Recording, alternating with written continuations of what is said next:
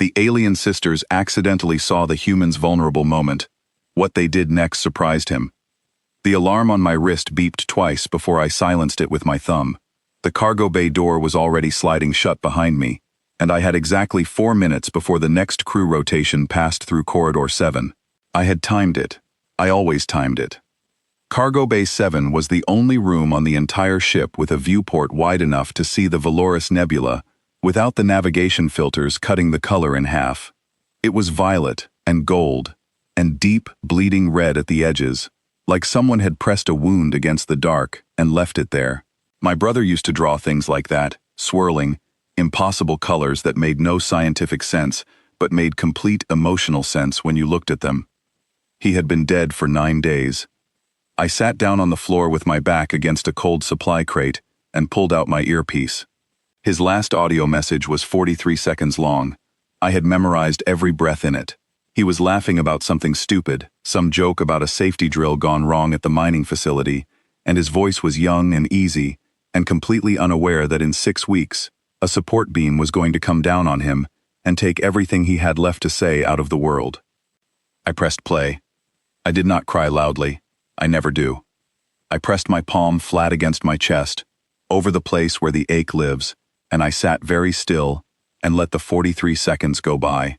The nebula moved outside the viewport, the way slow things move, which is to say, it barely moved at all, but you could feel it going somewhere. The door opened. I had the earpiece out before I even consciously decided to move. Muscle memory. I was already standing when the light from the corridor spilled across the floor, and I was already wearing the face I wore on duty, the one that gave nothing away, the one I had been building since I was 19 years old, and the military decided that composure was a survival skill. 2 figures stood in the doorway. Vara and Sila, the Nithali sisters assigned to biological research and shipside botany. I had worked alongside them for 7 months, and I knew their schedules almost as well as I knew my own, which is exactly why I had been certain this bay would be empty. Vara was the older one, taller, steadier, the kind of person who seemed to take up the exact right amount of space in every room she entered. Her bioluminescence, the soft glow that ran along her collarbone and jaw and the backs of her hands, was a calm, steady blue at that moment. Sila was behind her, shorter, her glow flickering the way it did when she was processing something quickly. They both had inventory tablets in their hands. Routine check. Scheduled 3 hours earlier than I expected. I had made a mistake. Just taking in the view, I said. Vara looked at me. Then she looked at the viewport. Then she looked at me again, and her glow shifted, just slightly, to something softer. She did not say anything. Sila's eyes went to my hand, still pressed against my chest, and I lowered it carefully and put it in my pocket. "We can come back," Sila offered. "No need," I said. I was just leaving. I walked out. I kept my pace even. I did not look back. In my bunk that night, I stared at the ceiling and told myself they had probably already forgotten it. I had read that Nithali had short emotional retention cycles around strangers. That was what the cultural database said. I told myself that was definitely true, and definitely relevant, and definitely why I felt fine about the whole situation. I was wrong about all of it. The next morning I arrived at my engineering station and found a small sealed container sitting on my console. No label, no note. Inside was a seed pod about the size of my thumb, bioluminescent, glowing a deep and quiet gold that pulsed very slowly, like a sleeping heartbeat. I held it up to the light, and it was the most quietly beautiful thing I had seen in a long time, and I did not know what to do with that information, so I put it in my chest pocket and went to work. Vara appeared near my station an hour into the shift, not close enough to intrude. She had rerouted her patrol. I could see that from the corridor log on my secondary screen, but she did not acknowledge it, and neither did I. She checked a panel on the far wall and moved on. It happened again in the afternoon, and the evening. She never looked at me directly. She just moved through the spaces near me, like water finding a slightly different route. Sila showed up in Cargo Bay 7 the following morning, with a small pot of soil and a cutting from one of her research plants. She set it on the ledge below the viewport, without looking for permission from anyone. She watered it, she left. The next day she came back and watered it again. I watched this happen from the corridor entrance and could not explain the tight feeling in my throat. I did not ask them to stop. That surprised me more than anything else they did. I was a person who communicated problems directly, who addressed inefficiencies the moment they appeared, who had once written a 6-page report on why the crew lounge chairs were placed at an angle that increased collision risk by 11%. I noticed things, and I corrected them. I did not ask them to stop. On the 4th day, I sat down at a terminal and pulled up the Nithali Cultural Database. Not the summary, the full archive. I had 3 hours before my next shift, and I read for all 3 of them.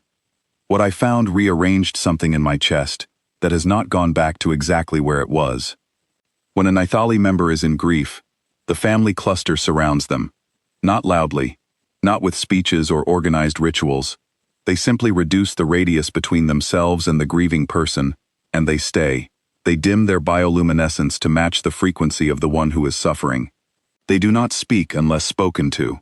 They bring small living things, plants, seeds, creatures that pulse with slow and patient life, and they place them in the grieving person's space as a way of saying, something grows here, even now. They call this practice remaining in the orbit. The idea is that a person in pain should never have to look up and find empty sky. The seed pod meant, I am planting something here so this place is no longer only dark for you. I sat at that terminal for a long time after I finished reading. I had spent my entire adult life being proud of the fact that humans endure alone. We do not burden others. We do not make our grief into a public event. We are disciplined and self-contained, and we keep moving. I had believed, genuinely believed, that this was one of the best things about us. Sitting in that chair, I tried to remember why. I went back to my station and put the seed pod on my console where I could see it. Sela approached me on the 7th day. She came directly this time, no pretense of routine, no inventory tablet in her hands. She stopped at a polite distance and waited until I looked up. Her glow was a warm amber. Steady. The audio message you were listening to, she said carefully, like she had practiced the sentence. Was it someone you loved? The directness of it caught me completely off guard. Every response I had trained myself to give, the fine, the not a problem, the just tired, all of it simply did not arrive in time. I looked at her and I said, my brother. She nodded once, slowly. Then she reached out her hand toward mine on the console, and she paused with it halfway there and looked at me the way you look at someone when you are asking a question without using words. I understood the question. I did not pull my hand back. She placed her hand over mine. Her glow dimmed immediately. Not gone, but reduced, the way a lamp looks when you cover it with cloth. She pressed gently, mirroring exactly what I had been doing in the cargo bay, palm over the hollow place, holding the ache in. Across the room, without looking up from her console, Vara's glow dimmed to match her sister's. They were doing the thing, the orbit. They were doing it deliberately. For me, a human they had no biological reason to extend this kind of care to, a person from a species that their entire cultural history had never encountered, and they were doing it without asking me to explain myself, or justify my grief, or perform my pain in a format they could categorize. I do not know exactly when it started, but I cried, not the way people cry in stories, not dramatically, not with my face in my hands. I just went very quiet, and the edges of my vision blurred, and the tight thing in my chest that I had been holding in place for 9 days finally shifted. My shoulders dropped. I breathed out. Sela did not move her hand. Vara did not look up. Nobody on the crew said anything. The shift went on. After a while, Sela gently removed her hand and stepped back, and her glow came up slowly, like a sunrise, unhurried. He laughed in the message, I said, because I wanted to give her something real in return for what she had just given me. She smiled, and it was the kind of smile that understood the specific way it hurts to hear a dead person laugh. Then he was happy when he sent it, she said. That part is still true. I did not have an answer for that. I just nodded and turned back to my console, and the shift continued, and I felt, in a way I had not felt in a very long time, like I was in the right place. I filed a crew cultural note in the ship log that evening. It was the first time a human had submitted a note about a non-human species in the ship's records. Most of the entries were practical: dietary restrictions, lighting preferences, communication etiquette. Mine was different. It read, Nithali Grief Customs. Do not mistake their silence for indifference. Do not mistake their presence for intrusion. When someone they care about is suffering, they do not leave, they stay. They bring something living, they match your quiet. I have read a great many things about what makes humans remarkable, and I believe most of those things are true, but the Nithali taught me something this week that I did not know I was missing. Staying beside someone in the dark is not weakness. It is the most precise form of courage I have encountered in 7 months of deep space service. The plant in Cargo Bay 7 bloomed 11 days later. Sela brought me to see it like it was something worth making a trip for, and it was. Small white flowers that gave off a faint bioluminescent pulse, slow and gold, the exact same frequency as the seed pod on my console. I stood in front of the viewport with the nebula behind the glass and the little flowers in front of me, and something about the combination of those two things, the vast ancient light outside and the small new light inside, felt like an answer to a question I had stopped letting myself ask. Vara came to stand beside me, not close enough to crowd, just present. Her glow was a calm and steady blue. Your brother would have liked this ship, she said. It was the first time either of them had said anything that directly named him. I thought about it honestly. He would have driven everyone absolutely crazy asking questions, I said. He was like that, curious about everything. That is a good way to be, Vara said. Yeah, I said. It was. We stood there a while longer. The nebula moved the way slow things move. The flowers pulsed their small gold light. I had my palm over my chest again, but this time, it did not feel like holding something shut. It felt like keeping something warm. Things changed quietly after that, the way real things change, without announcement or ceremony. I started eating meals at the same table as the sisters. No explanation offered, none needed. Vara started asking my opinion on engineering assessments, which was technically outside my department, but I liked the problems, and she seemed to like having a second way of looking at them.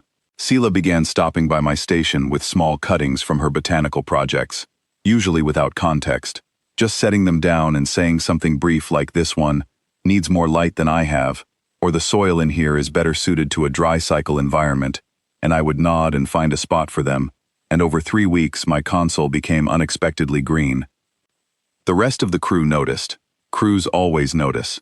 The ship ran 47 people, and there was not a social dynamic on board that did not get observed and discussed in the common room over synthetic coffee.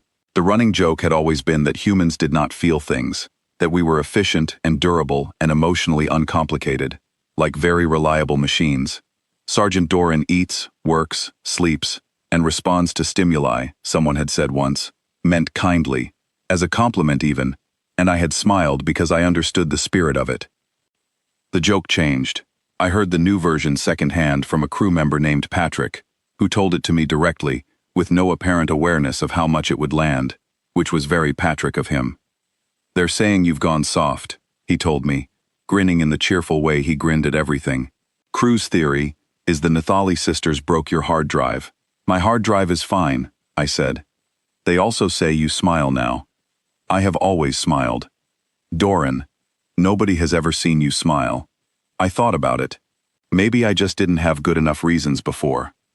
Patrick looked at me for a moment, and then nodded, like I had said something profound, which I had not intended, but I let him have it. The new joke, as it spread through the crew, went something like this. Humans do not break. Everyone knew that. But given the right conditions, and apparently the right people, a human would do something far more interesting than break. They would open up, carefully, on their own schedule, with the particular slowness of something that had been closed a long time. And once they did, the thing inside was worth the wait. I am not sure how I feel about being the basis for a crew-wide theory about human emotional capacity, but I am not angry about it either.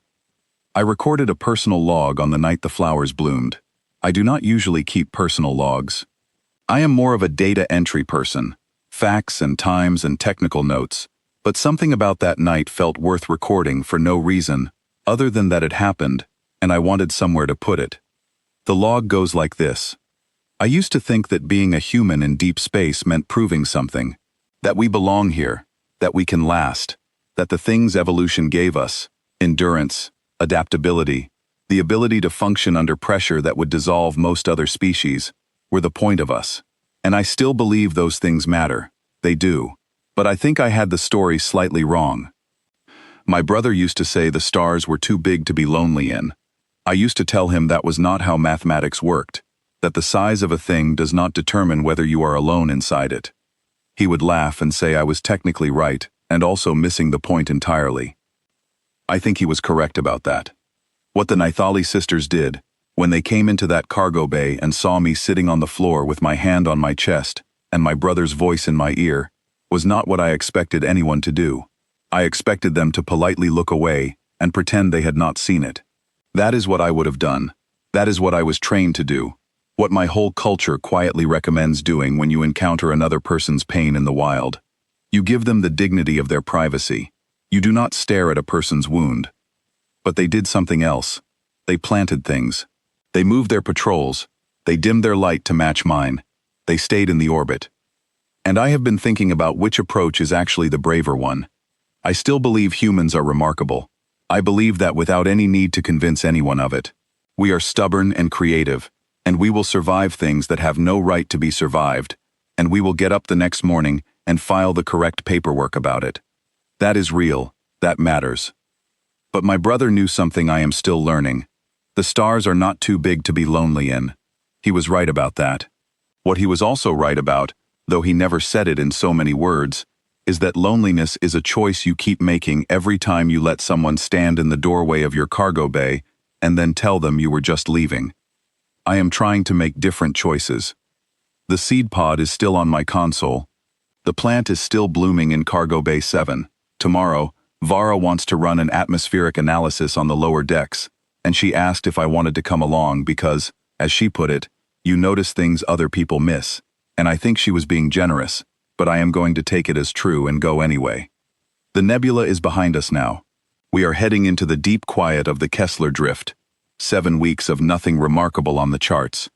Just dark and distance, and the slow, patient work of getting somewhere. I think it is going to be okay. End of personal log. Sergeant Owen Doran, ISV Lumine. Deep transit, week 31. He would have liked it out here.